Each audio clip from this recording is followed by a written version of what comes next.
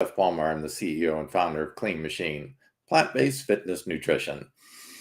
Before we get started, let me do the disclaimer. This video is for informational and educational purposes only and is not intended to diagnose, treat, cure, or prevent any disease. Today we're going to be talking about both an article and a study, an article that was written about a study that's getting circulated around the internet, supposedly vindicating meat eaters that, all these thousands of studies showing the negative impacts on health from consuming animal products are wrong, and that this one study proves that human beings extend their lifespan by eating more meat. Okay. I know that sounds silly to many of you who are already plant-based and already very knowledgeable about the overwhelming amount of data and science out there showing just the opposite. But let's go ahead and look at the article. All right. So this article was called Meat Consumption and Longevity. It's by Fallon. Let me see if I can actually. Okay, I'm working on a new format. It's called Restream. So I'm still trying to figure out how it works and where everything's at. I'm trying to share my screen. I'm not sure how to do that. So my apologies. Let's see. Let me go share screen. And there's meat consumption. All right, let's take a look at this one. Okay, it's called Meat Consumption and Longevity. And researchers found that worldwide meat intake is associated, now that's the key word here, with a longer life. Okay, so this is an associative, or what they call correlative study. It means they look at a whole bunch of data and see if there is a correlation. Now, let me explain what that actually means. Okay, correlation. Oh, yeah, joy. All right. So in a correlative study, you could say we looked at 50 million men, and those men that were wearing jeans actually lived longer. Therefore, wearing jeans results in longer life. You see how silly that sounds? But that's what a correlative or associative study is. They're just looking at a bunch of data points and then saying, hey, that means X means Y. Like if there's 10 people in a room and one person is chewing bubble gum and they knock over a glass of milk, well, then the correlation shows, or association shows, that if you chew gum, you have a higher risk of knocking over a glass of milk. Okay, we know that's not true. It has nothing to do with it.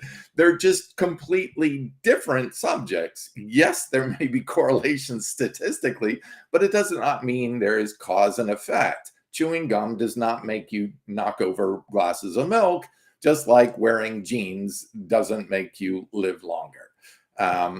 So it's the foundation of this, to draw association, that a title of the study should be that, but that's exactly what the title of the study was. So I'll go ahead and put the title of the study in the thing. So this was actually, that's the wrong study. Let me grab the right study. Here we go.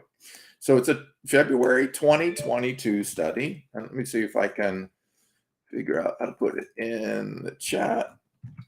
There we go. Okay, it's in the chat and I'll show it on the screen. Boom, there it is. All right. So February 2022 study, total meat intake is associated with life expectancy. So this is an analysis of 175 contemporary populations. Now that's another key point right there. So they're looking at the association between not meat intake, but meat supply. So how much the countries are particularly, or the populations of certain countries are actually buying or supplying to their population, not actually how much the individuals themselves are eating.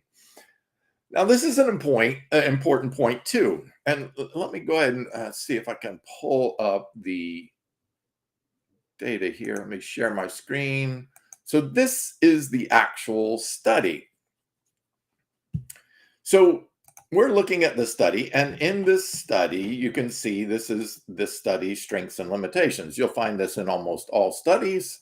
They look at their different strengths and weaknesses or limitations. Okay, let's jump down to this where it says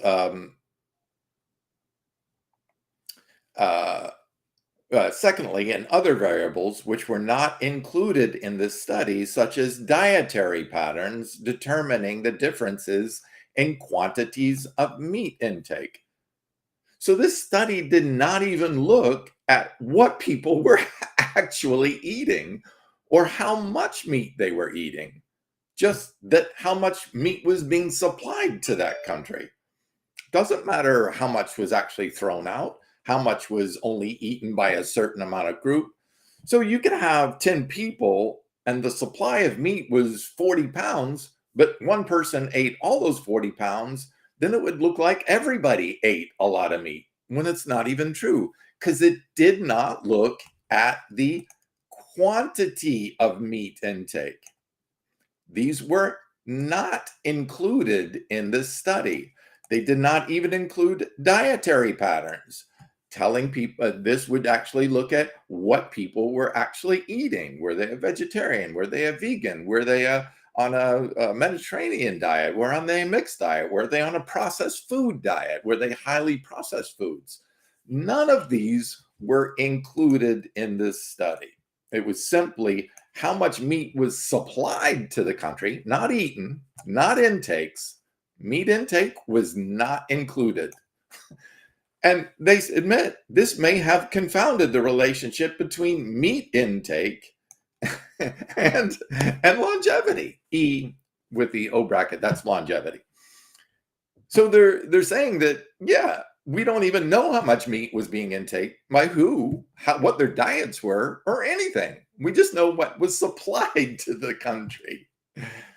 And they did not. They even called out that the fact that it wouldn't be correlated. Now, another thing that they interestingly point out in this correlation study, oh dear God, why do we have to do these? Was the GDP, or the gross domestic product. This is how wealthy a country is. Their gross domestic product is how much business they're doing and income, financial wealth, that sort of thing. So, and this is on a per person basis, maybe a comprehensive life expectancy contributor. So, for instance, populations with a greater GDP per person, that's wealth. So wealthier people may have higher meat affordability. Right. So meat can be expensive. And therefore, if you have more money, you're more likely to probably be able to afford to eat meat. Whereas poor people will grow vegetables because it's much cheaper. It's free if you put the seeds in your ground yourself. Whereas the animals will eat up a lot of the plants, and then it's not very practical for poor people because they don't get a good return on their investment. And then, of course, richer people have better medical service and better educational levels. Each of these factors contribute to life expectancy. So, interestingly, when you look at the FAO, oops. About that. Sorry, still getting used to this. Oh, I don't even know if you saw any of that. Sorry about that. So when you get down to this, it's clearly showing that they're looking at just how much meat is bought by a country because they're a wealthier country. Well, wealthier people have more access to healthcare. They have more access to education. They have more access to medicines. They can afford surgeries to prevent, like stents and stuff. So they're not dying from these things. They're not dying from dysentery. They're not dying from food poisoning. They're not dying from malnutrition. These are diseases that kill poor people. Well, if they're not buying a lot of meat, It means they're poorer generally. It also means they don't have access to the things that keep them alive, like medicine, like healthcare, like proper nutrition, like avoiding dysentery, basically poop in the water supply, sewage in the water supply, which is a huge killer in the third world populations. It's not even including that stuff. I mean, this is just silly to make assumptions about this. So let's actually take a look at what the study included. And they found that through the WAO, the top 5 meat eating countries are Hong Kong, USA, Australia, Argentina, and Spain. All first world countries, all have high medical backgrounds, high levels of education. And the lowest 5 meat eating countries are Ethiopia, India, Bangladesh, the Democratic Republic of Congo in Africa, and Burundi. Yeah, tell me that there isn't a discrepancy between those 2 data points. Now, this is so obvious. Anybody who is reading this study should be able to see this very quickly and easy, that this is totally bogus. This is about longevity association with the wealth gap. When you have higher education, higher access to clean water, higher access to medicines, can afford operations that save lives, you're going to have a longer life expectancy. That's understood. There's no debate about that. But just to associate it randomly with meat is just like the genes effect. That yes, richer people are probably going to wear nicer clothes too. So therefore, wearing nicer clothes means you live longer. No, that's not what it means. That's silly. These are just silly. Now, I went even further on this. This should be enough to just completely debunk this study and make it obvious that this is just a hack job by the meat industry to try to convince people, keep eating meat, you're going to live a long lifestyle, which is a bogus lie. And everybody in the medical community knows that, including this researcher. Okay, so I want to show you something that should be really embarrassing for anyone who shares this piece of crap study. All right, let's share this. And I'm going to make sure I share this time. Let's share. Okay. All right, let's look at the actual study here. All right, so I'll make sure you're seeing it. Yes, okay, you're seeing it. All right, let's shift it to a side by side. I'll go ahead and shift it to single so that you can, let me jump into it. All right, so total meat. All right, so let's look at who did the research. This is going to surprise a lot of people. Okay, here is the lead researcher, Wenpeng Yu. All right, he did the study. Now, this is where it gets really interesting. So this is the guy who's a lead researcher doing this study, and his conclusion is that meat prolongs longevity. Okay, remember that name, Wenpeng Yu. Now let's take a look at this next one.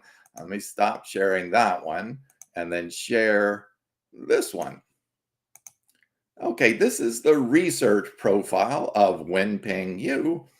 And you can see his 2022 study, the total meat intake is associated with life expectancy. Boom, there it is. This is Wenpeng Yu right here. Hi, Wenpeng. I'm sure he's a nice guy. And these are the other studies he's done. Now, interesting, we go up here to look in 2023. So this is a year after the study that he published. Lead researcher, total meat intake is associated with extension of lifespan, right? Life expectancy. And then you go up here to 2023, and there he is. Wenpeng Yu, this is his site, right? On studies he's published. Total meat flesh supply may be significant risk factor for cardiovascular disease worldwide. Yeah, the same guy that just told you that eating meat will cause life extension is telling you that there's a significant risk factor increase by total meat intake for cardiovascular disease, the #1 disease cause of death of human beings in the world.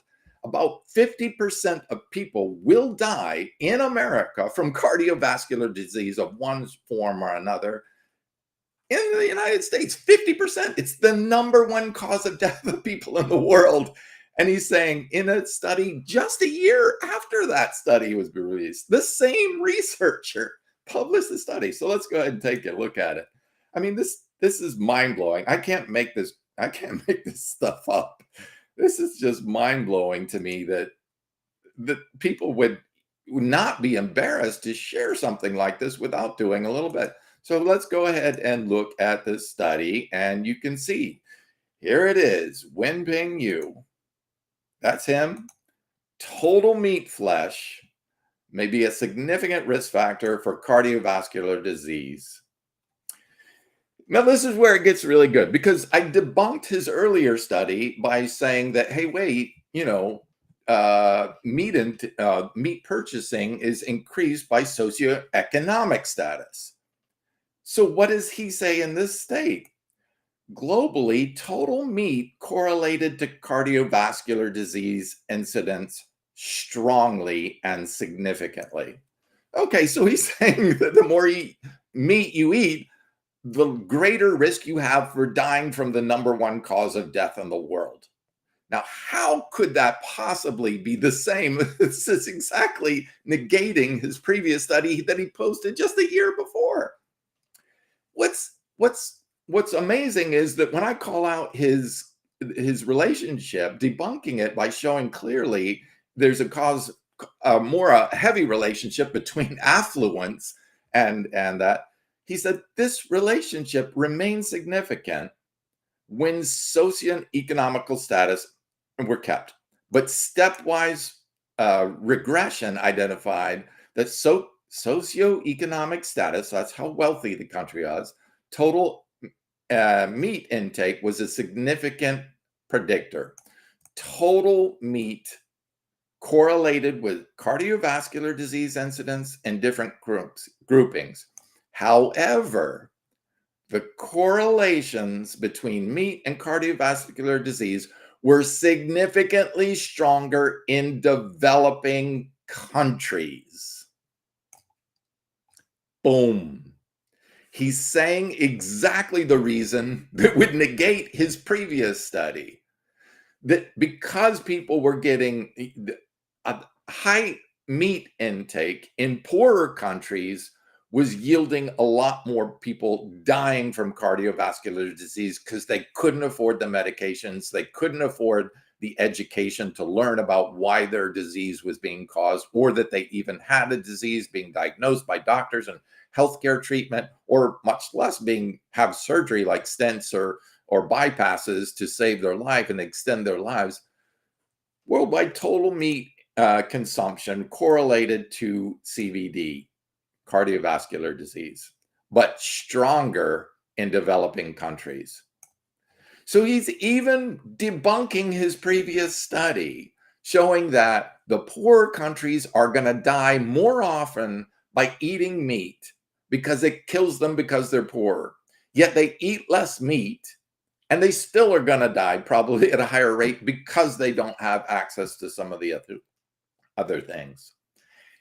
So this is amazing that the lead researcher of a study that everybody is touting that, hey, meat causes longevity, that same researcher debunked his own debunked study using the same debunking that he's talking about in this study, telling why people will die more from cardiovascular disease the more meat that they eat. Right there in the study, total meat and flesh will significantly increase cardiovascular disease, the number one cause of disease. I couldn't make this stuff up to make it even a better example, but this is so silly that they do it for me. Oh my God. It's a sad day that I actually have to go out and debunk something like this. Look, I'm not a researcher. I didn't even finish my biology degree in college, but I picked up reading studies, and I love reading studies, and I've been reading them for over 30 years. I understand physiology because I've been studying it for over 30 years. And when I see this stuff out in the mainstream of, yeah, see, the study shows that eating meat makes you live long. And no, it doesn't. And everybody in the medical community who's smart enough to earn 2 cents in this industry knows better than this. This is propaganda. It's paid for propaganda, pure and simple.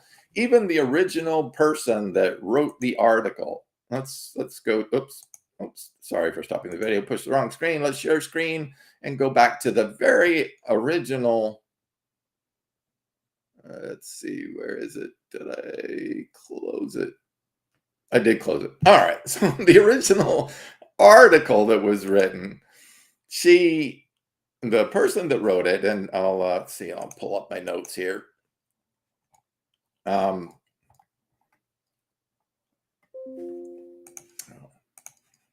sorry for all the mishaps. This is new to me, new platform. I'm sure, I'm positive I'll get better at this. Hang on just a second. Okay, so that it was corollary, not causal. The study did not measure the amount of meat. The variables were not included. The dietary patterns were not included. Their quantity of meat intake was not included. They talked about the confounding data that was included, that, there's a clear correlation between measuring poor countries and measuring rich countries. Rich countries can definitely eat more meat. They can also have access to medicines, doctors, and surgeries that can prevent them from dying from eating from meat. All of this should have been just completely obvious. But then to have the lead researcher himself come out and debunk that own study, and then still have this being widely circulated on the internet as proof that meat is increasing longevity. We're in a sad state right now, especially when it's so easy for someone like me to poke holes in this study. It's just silly. Let me go ahead and remove this from the... So I hope you enjoyed this. I hope if you don't know how to read studies, or if send them to somebody who does, somebody who's got a background in research science, a doctor, plant-based doctor, or something, who can read and understand these studies and decipher them and cut through some of this BS. I hope you enjoyed this, and I hope you can see how misleading some of the titles that you hear being posted all around the social modes, because this bias confirmation. It's like, I love eating meat. Oh, here's an article that says eating meat will extend my life. Boom, without looking at the article, without looking at the study, without even looking and drilling down as far as I did into the researchers and the fact that it was clearly baseless and corollary and not any conclusive evidence at all. And even the own researcher going out and debunking and reversing it, saying that eating more meat causes higher cardiovascular disease. It's just, God, you hate to see this stuff, because it really confuses the population out there into thinking that I'll just keep in my little circle of friends that keep circulating this propaganda that confirms my bias so I don't have to change. Please don't do that.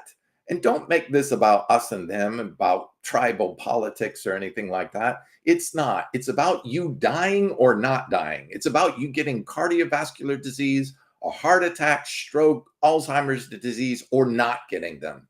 That's what I'm concerned with. I'm not on the camp, you got to join the vegans because we're a cult group. No, that's not it. I'm concerned about your health, about what your family is going to have to go through when you die of a heart attack way too early because you're doing something that you're not aware is causing that disease. That's what I want to help with. I'm here to help people improve their health by science. Let's look at the research. Let's be critical of the research. And let's give people the right information. So you have information, not for me to change you, but for you to make the best decision for your life. So you have that education that you can use to make good decisions so you don't have to suffer. I'm 60 years of age, best shape of my life. I've been vegan for 38 years. No nutritional deficiencies. That's just bogus. Let's stop with the lies. Let's stop with the nonsense. I take no medications, no drugs whatsoever. Even at 60, I can maintain this muscle by proper nutrition. and nutritional supplements, but eating a true whole food plant-based diet. This is what I want to share with people, that you can live healthy, that you can live strong, and that you can live disease-free. My mother and both of my brothers and my father all died before they reached 60. Here I am, 60.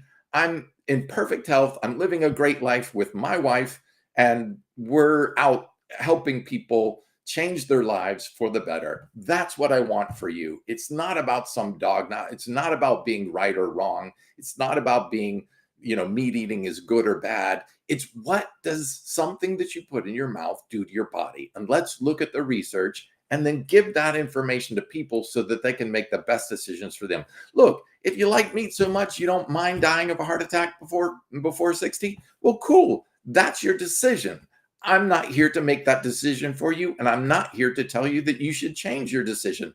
I'm here to say, here's the information. Now you know, is that really what you want? Is that hamburger more important than growing up and seeing your daughter get married? Is that important from seeing your not being able to see your first grandchild born? That you may have dementia, that you may have to live with Alzheimer's disease caused by oxidized cholesterol from a diet? I want to give you this information, not to make you wrong for choosing to eat meat. I want you to understand the consequences so that you can make the best choice for yourself. That's why I do these. I hope you enjoyed this. If you do, please give us a thumbs up and give it a like. We're trying to get this information out to people to empower you to make the best decisions for your health, for your family's health, and so you can be around to enjoy life, even the ripe old age of 60. Be in great shape and live a good, healthy, disease-free life. Thanks for watching. We'll be back next week.